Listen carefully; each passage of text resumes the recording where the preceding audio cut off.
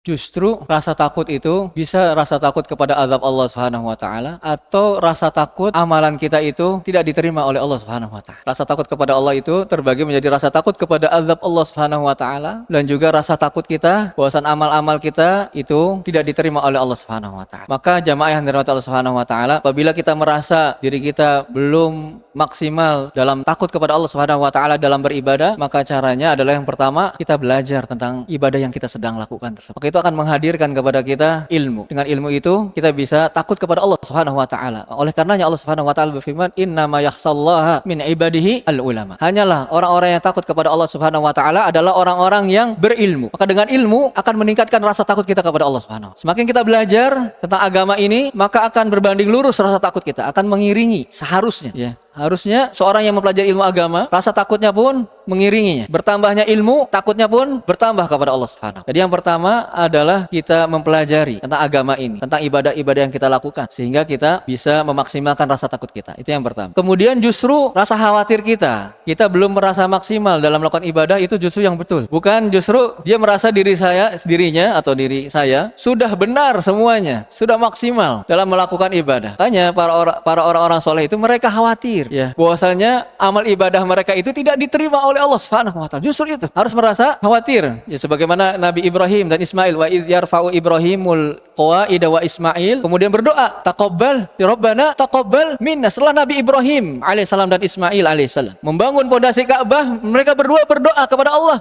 ya Allah, terimalah dari kami ini, ibadah kami ini. Masih khawatir. Jadi justru itu yang betul. Bukan justru pasti ibadah saya ini diterima. Oh, saya sudah bagus nih, ibadah saya pasti diterima nih sama Allah. Oh, banyak ibadah saya, sholat, ini, itu, zakat, semuanya diterima. Justru itu yang berbahaya, jamaah yang dirahmati Allah. Jadi pertama, berilmu dulu, belajar tentang agama ini, tentang ibadah yang kita lakukan, maka akan berbanding lurus dengan rasa takut kita. Kemudian yang betul adalah khauf, ya, ketika ibadah ada rasa khauf. Kemudian ada rasa roja. Walaupun kita takut Allah tidak menerima amalan kita, kita berharap Allah Subhanahu wa taala mencatatnya sebagai suatu amalan kebaikan. Kita berusaha semaksimal mungkin yang kita tahu. Fattaqullaha mastata'tum. Bertakwalah kepada Allah semampu kalian. Berusaha terus semaksimal kita, semampu kita dalam beribadah. Kita takut kepada Allah, di sisi lain juga kita berharap agar amal ibadah kita pun diterima oleh Allah Subhanahu wa taala. Itu harus hadir dalam sebuah ibadah, rasa takut dan juga rasa harap kepada Allah Subhanahu wa taala.